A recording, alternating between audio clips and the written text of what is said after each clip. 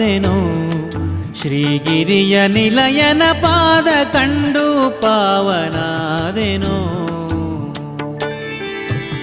ಪಾದ ಕಂಡು ಪಾವನಾದೆನು.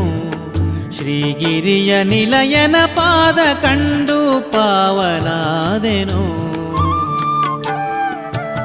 ಪಾದ ಕಂಡು ಪಾವನಾದೆನು. ಮಾಧವನ ಪ್ರಸಾದ ಪಡೆದೆನು.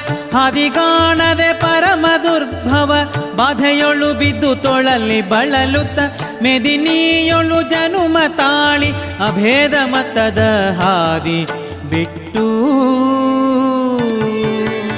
ಪಾದ ಕಂಡು ಪಾವನಾದೆನು.